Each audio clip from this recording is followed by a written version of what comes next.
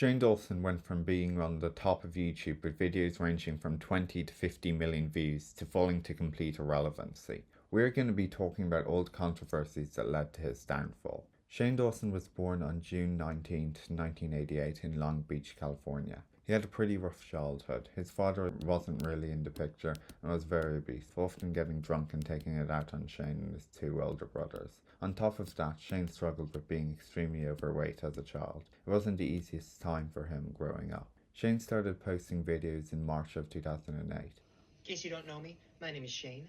Nice to meet you. His first channel was called Shane Dawson TV. He created the channel as an outlet to do whatever he wanted, making silly and fun videos. However, this channel was later taken down. One of the videos he posted was of him dancing on a pole at the workplace where he and his mum and his brothers worked. When the company saw the video, they fired Shane and also his mum, his brothers, and 6 other employees who were featured in the video. Despite the setback, Shane still made videos. Even after losing his job, he decided to keep creating content. He created a second channel, Shane Dawson TV 2, where he began posting more serious content. He shifted his focus as he had developed an interest in the film industry. He hoped his channel could be a stepping stone into making short films, music, parodies, and other high production work. However, he eventually grew tired of that approach and created his third and most popular channel. On this new channel, Shane began posting vlogs and more personalized content. He would share videos from his daily life, introducing his family and giving viewers a look behind the scenes. Over time, all of his videos from his early channel were deleted, but Shane's content continued to evolve. In June, he posted a funny skit on his main channel titled Fred is Dead. Yo, Fred. Who are you? My name is Shanae, and Shane Dawson sent me here to do him and all his fans a motherfucking face. This is also the video that would set Shane off to the rockets. Everybody was like, oh my god, this character is so funny. Of course, since Shane had been bullied for most of his life and he had just lost his job, he had nowhere else to turn. Abused by his dad, he finally got the validation he was looking for and was going to run with it. That's when he started to do more skits and get more and more edgy. Now, I know that there's a difference between aged comedy.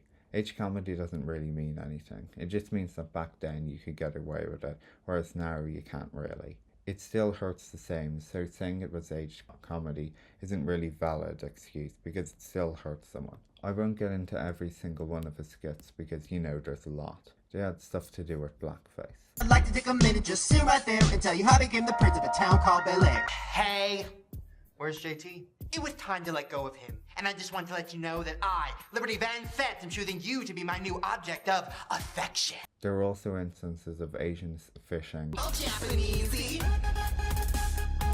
Oh my gosh, y'all, picture time. And other problematic content like the use of racial slurs and inappropriate jokes about sensitive topics. Oh, nigga, bitch, monkey woman, you're the best!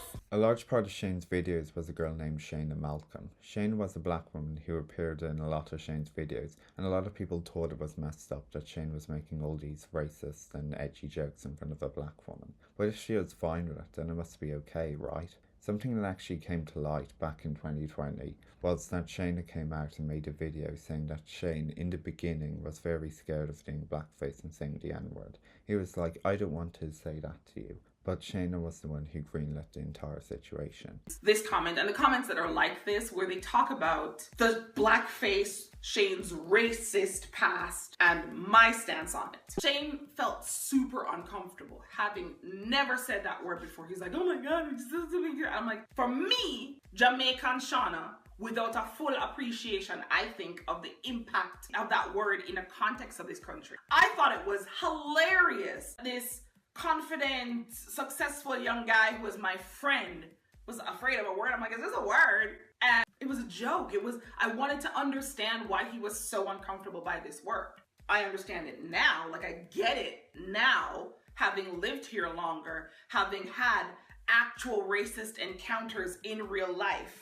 But I didn't get it then, so I thought, this is hilarious that he's freaked out by a little word. It's just a word. Shane felt super uncomfortable having never said that word before. For Shane, without full appreciation of the impact of the word, especially in the United States, she thought it was very funny. She saw this confident young guy who was her friend, afraid of a word, and she thought it was funny. She didn't understand why he was so uncomfortable by the word at the time. She understands it now, having lived longer and having had actual racial encounters in real life. But back then she didn't get it, so she thought it was hilarious that he was scared of this word. Now that isn't really an excuse, because Shane could have easily said no. He could have said, "You're my friend and I'm not going to do that," but Shane didn't. He heard her say yes and he ran with it. From 2010 to 2014, Shane started to gain a lot of followers. Seeing all these people in love with him, he then started to open up the floor for his fans. Since there was no filtration system on YouTube at the time, kids could literally watch whatever they wanted, and sometimes these kids would watch people like Shane Dawson. Shane saw these loyal subscribers and decided to make video chat rooms with these girls aging from 13 to 17, which is very questionable.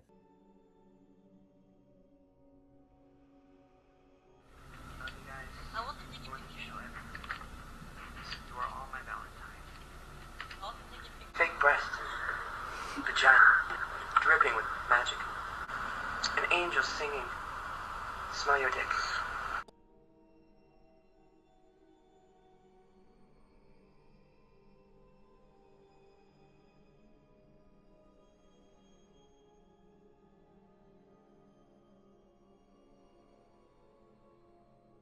He started to have meet and greets, and there was a particular meet and greet that no one ever heard of until June of 2020, when all the madness happened. This girl was 12 years old at the time, and she wanted her first kiss to be Shane Dawson. Shane, being 26 at the time, accepted. There is a video that I won't show, but there is a video around Twitter of this girl uploaded when she was 12 years old. Shane Dawson gave her her first kiss. He was 26. If you're in a situation like that, you should be like, yeah, no, that would be wrong of me, sorry. But he was like, okay. Again, there are just things that no one really knew about. There was stuff that were going on behind the scenes. But it was also at the same time where he started to gain a lot of followers and a lot of power, something that he wasn't used to. He started to collaborate with other popular YouTubers that were controversial like himself. That person being Trisha Paytas. Arigato, tenpatos! Shake. All you niggas want some Nick cake. Coming straight from the underground. A young nigga got it bad 'cause I'm brown. Trisha was also a YouTuber, and a very controversial one. She was known for being the blonde bombshell with crazy opinions and wacky ideas, and that was kind of her brand. She was also really into acting and stuff like that. March 31st, 2014 was when they would first make their video together. Everyone! I'm here with Shane Dawson! Hey everyone! They began always making videos together after that. At first, Shane and Malcolm, who I was talking about earlier, was also within his friend group of Shane and Trish, but later just kind of disappeared from the group and was replaced with Drew Monson. Drew had a YouTube channel, but he didn't really post on it too much. Mostly he just posted random videos, and that was kind of his brand. Also around this time, people started to speculate that possibly Trish and Drew were dating. And this was a massive threat to Shane, because it was just Shane and Trish. Everyone thought that Shane and Trish were dating because they were always hanging out and always making videos together. So now that Drew had entered the picture, Shane kind of saw him as a threat and started to be flat out rude to him in all his videos. Kind of put him down. Wish I was attracted to you though, because I could turn you. Right. Like when I hear the word like brothel or hostel or garbage can, I think like Drew's house. You know what I mean? No, the only party you've ever been to is a party I went. Eventually, Trisha started to become busy with her own life since her YouTube channel was growing. She was getting more TV opportunities, appearing on shows like Big Brother and more. She was out there living her life, and now it was down to Shane and Drew. Drew and Shane became a little bit closer and ended up making a movie together called Not Cool, which is basically about a group of kids on Thanksgiving break who do the wackiest and wildest things. Drew was actually a main character in the movie, and the movie ended up doing quite well. Since there was no Trisha, Shane started to bring two other people onto his channel for a weekly change of pace. The first was a 15-year-old girl named Alexis G. Zal. You probably know Alexis G. Zal. She's quite popular on YouTube. At the time she was 15, and this sparked a lot of controversy, not because she was 15, but because people didn't find her that funny. She didn't really do any specific type of video. It was mostly just challenge videos and vlogs. basically what Shane did but in Alexis's style. Later on, another guy joined the channel and stayed for a pretty long time called Destry Smith. Let's go back to Alexis for a minute. Alexis ended up staying for only 2 years until she was 17 and left the channel. She just kind of left and did her own thing, and she continues to do her own thing to this day. After she left the channel, Shane Dawson had a podcast at the time, and on his podcast, he threw Alexis a big 18th birthday party. There was some weird things going on, obviously. Those episodes are not available anymore, but on the podcast, a lot of people were saying that he was talking about Alexis posting on her 18th birthday a nude, and that he would help her with it. Weird. From 2014 to 2016, after Alexis left, Shane started his weird kids content sort of videos. It's so crazy because if you look at thumbnails from actual kids channels from this era and then thumbnails from him, they look very similar. However, when you'd watch those videos, you would end up seeing him making really dirty and offensive jokes, which is kind of corrupting. In 2017, Destry Smith, the guy I was talking about earlier, actually ended up leaving the channel, kind of like Alexis did, just left without a trace. He never really said anything about Shane Dawson until June of 2020, when Shane went on that whole deleting spree, deleting a bunch of his old videos. He actually ended up deleting some of the videos that Destry had made, so Destry made a tweet saying, "Oh, that kind of sucks that Shane would just delete some of my content with no warning." I was actually pretty proud of those videos. As of for Destry now, he's often doing his own music career thing and stuff like that. 2017 is when things actually started to look up for Shane. You can tell now that with his channel that he was really starting to find himself. He stopped doing the kids content videos and started doing videos again with Drew, and also introduced Garrett. Garrett Watts was born in Memphis, Tennessee, but later moved to Arizona, where he pursued community college, and eventually moved to LA to pursue a bachelor's degree in film at Brothers College. This is how Garrett got to LA, and Garrett and Shane met through Tinder. When Shane Dawson's audience met Garrett, they absolutely loved him. They loved his personality, his wittiness, his style, his look. They fell in love with Garrett. Shane was like, "Oh my god, this is perfect. All I had was Drew to work with, and now I have this new person. Let's collaborate together." And that is the birth of the specific YouTube series that they would do with Shane, Garrett, and Drew, called Spooky Boys. Fuck. Wait, come back. Can we suck a dick? Can we suck one? We can't suck a dick. Just one, Garrett. Is sewing up, baby? People who know how to sew are gonna drag me. I mean, I think it looks good. Really? That makes You think that's sewing? You guys ever think about jumping in? Yes. Yes. Because Garrett and I were joking around, I thought it would be funny for me to write. He wrote me a text, you know, like a, "Hi, I'll be there in 10 minutes. So I said, "Hey, warning, I might want to joke around a little while retrieving my order. Enjoy the back and forth and wouldn't want it to be awkward or anything." What? Thanks. And he put all lowercase, which changed from the original. LOL, oh boy, okay. So now I have the video of me saying it, though. So what happened? Something happened. Wait, you filmed this interaction?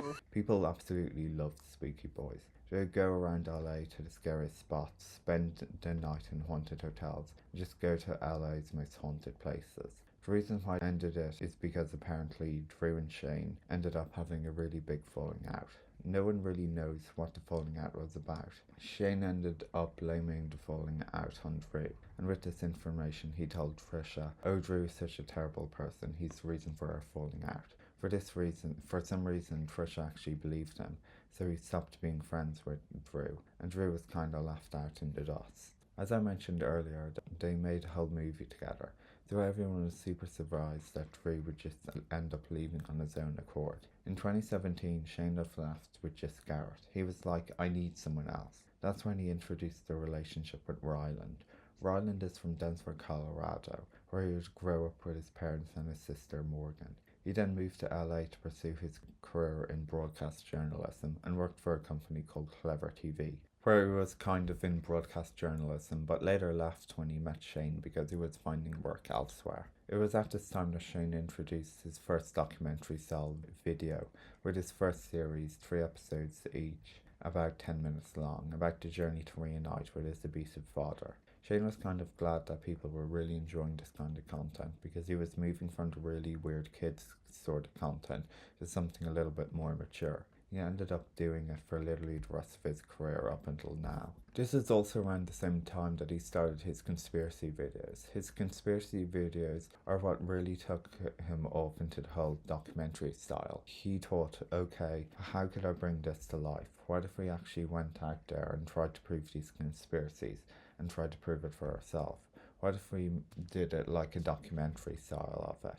This type of style is going to create a lot more work that a can do himself. And that's when Garrett told Shane, hey, I actually have a friend who's interested in all of this and he's amazing, he's creative. I feel like he'd be a really good +1 to the group. The man was named Andrew Sawaki. Andrew and Garrett actually knew each other a long time before Shane. Andrew was a Viner and Garrett was also a Viner. So that's how they met, was 3D social circles in Vine. Andrew was born and raised in Chicago, where he would get his bachelor's degree in psychology, but later moved to LA to pursue a career in music and film. Andrew ended up living with Carly and Erin from the Vlog Squad and edited a lot of their videos. He was already sort of a big figure in the YouTube community, but behind the scenes. When he came onto Shane's channel, people were absolutely obsessed with this mysterious camera man, mostly because of his laugh.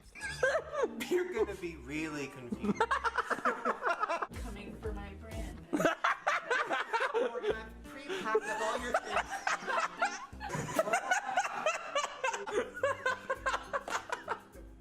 Hi guys. He doesn't do that. He's never done that. In 2018, there was a big reveal of the cameraman, Andrew Sawaki.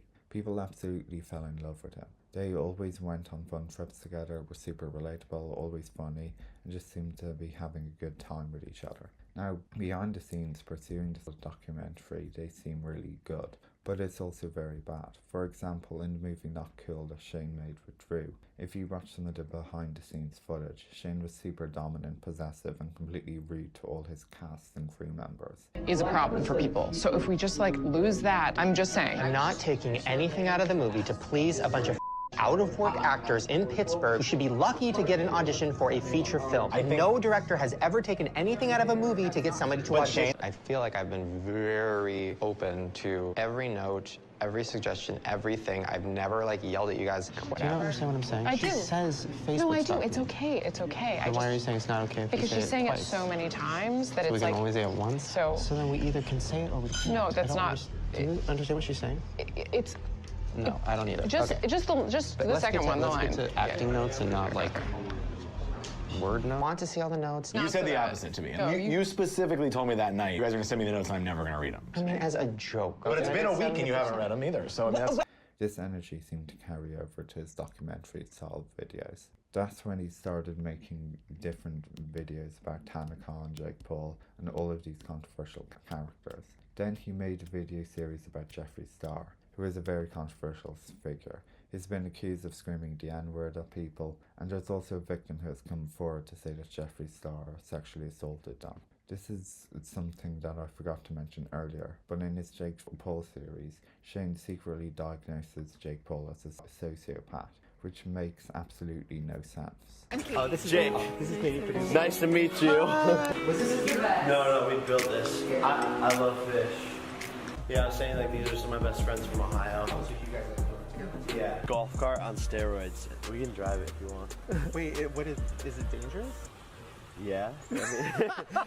But that's what I love to do. I love adrenaline and going fast and cars and motors and stuff. Are you ever scared of getting hurt? Not really.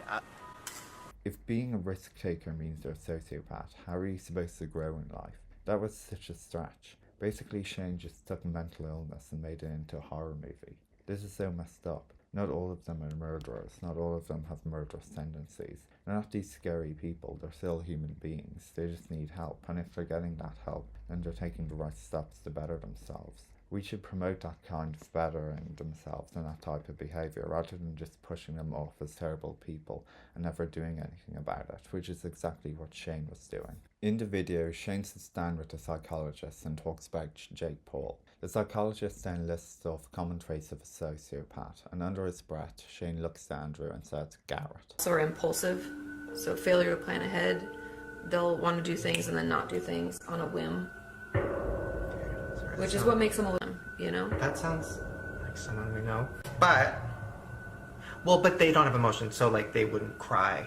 They might if they thought it made them fit in or like get what they want, because they're deceitful. Okay. Okay, Garrett. This Garrett. What if she's intimidated by my bars?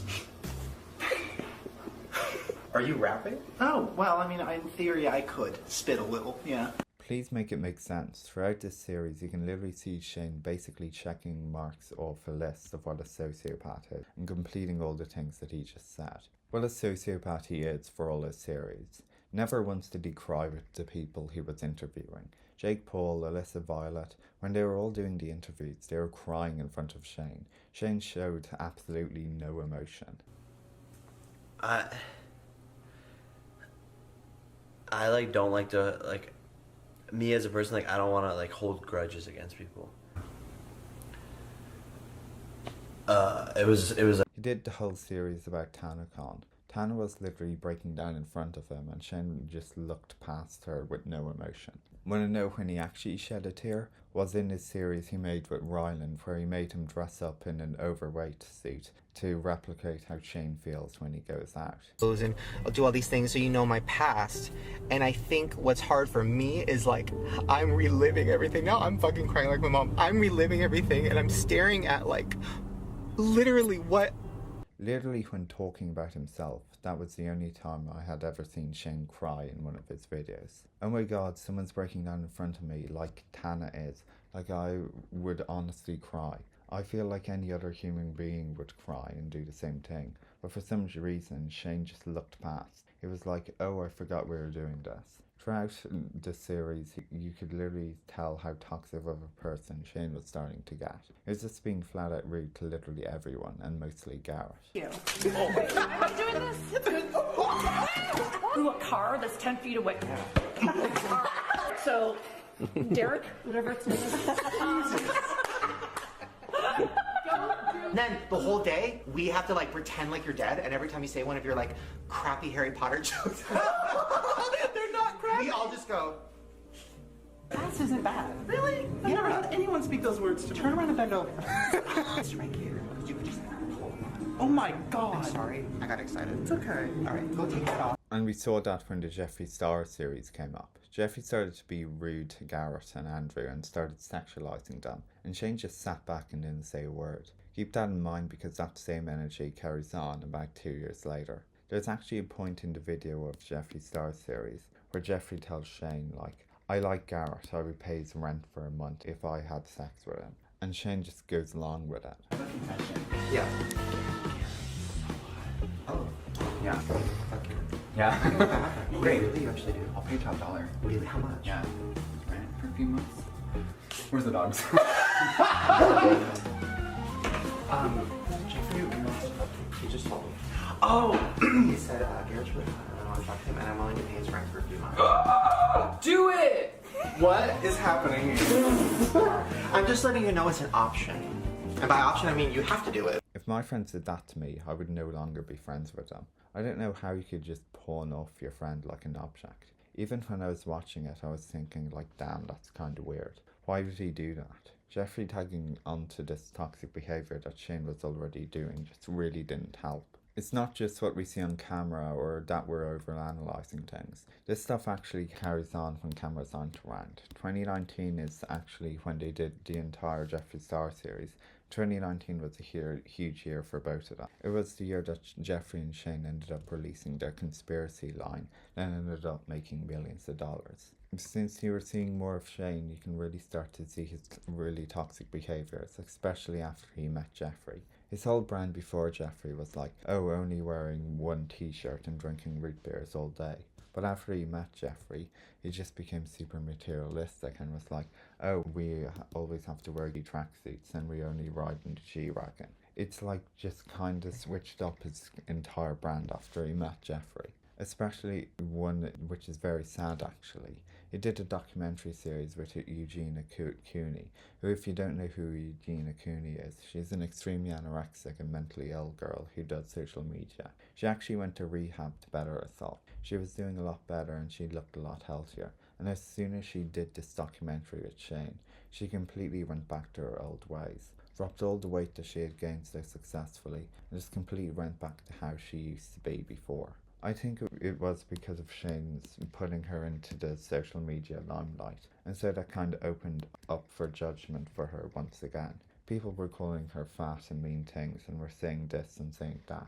And of course, when you're in mindset like that, you're kind of just going to go back to old habits. You're not completely better, you're just fresh out of rehab, so you're still kind of just figuring things out. You're not fully better yet. Early 2020, he stopped really posting, and people were wondering why. People were like, oh my god, Shane must be cooking up something really good for us. And so he made a video basically talking about what he's been working on. He says he was in the works of screenwriting a horror movie because that was his literal dream as a child. June of 2020 is literally when everything went downhill. Everything that I just told you, from the private rooms that he would have with these girls, to his racist and messed up jokes of his past, to his obviously toxic behaviour towards his friends, all came to the light and all at once. Literally, he just said nothing. He tried to make an apology video that everybody completely dismissed. They were like, yeah, no, try again, sweetie. The only person that stood up for him through all this was Jeffrey, Trish and Ryland. Barrett and Andrew actually ended up quarantining in Washington together at the beginning of quarantine. So when all of this stuff was going down, they weren't even home. But he did come back to promote Ron's podcast. Shane basically said, oh, I know I'm not supposed to be on social media, but I really want to show my appreciation for Ryland. It's like you don't have to tell us that you have appreciation for Ryland. No one asked for that. We don't care. Garrett and Andrew ended up leaving the friend group. They ended up, doing their own thing, and they ended up starting a podcast together called Sweet Boys. Trish comes out with a video on her channel basically explaining her entire relationship with Shane Dawson and how it's officially over. Jeffrey organised a trip that Shane, Jeffrey and Trisha, along with another bunch of friends, could go on. Trisha was really, really excited for the trip, but when she got there, she was faced with Jeffrey fat-shaming her, telling her that she didn't have many expensive items because Jeffrey is super materialistic. He was kind of, just insulting her, and Shane knew this. And what did he do? People truly never changed because he sat back and pretended like he never saw anything. How could you do that to your friend? The relationship had ended, and in her video she explains everything. She was saying actually, like, ever since the beginning, Shane started blaming all of his fallouts on everyone else. The fallout with Garrett and Andrew, the fallout with Shane with Drew, it was all their fault. And that's when we realised, oh, so the friendship is disconnected. That is great to hear, kind of clarifying that these friendships that we didn't know ended 100% have ended. Which for good reasons too. I'm so glad that Garrett and Andrew are finally doing their own thing and being their own people, because I've always wanted them to do their own thing, because I think they have great personalities, and also people are waiting for Andrew to make his own YouTube channel. Later on, Ryland made a video where he was redecorating a part of his home. They were at a furniture store and they wanted to buy this big red horse, and Shane said, oh, I know my career is over, and I know I'm like 32 years old, but I really want to buy this horse.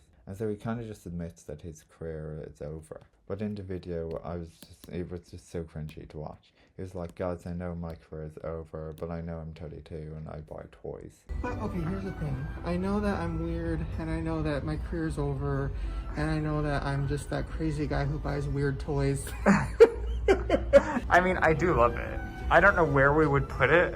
It's so sad because I want him so much, and I just feel like he's so lonely. He's just staring out the window waiting for somebody to come by. And it's not even like it's the end of the world for Shane. He's literally a millionaire. He could retire early if he wanted to. Like, he has so much money, especially from the whole conspiracy drop. He's loaded with money. If he wanted to retire at 36, he could definitely and comfortably retire at 36.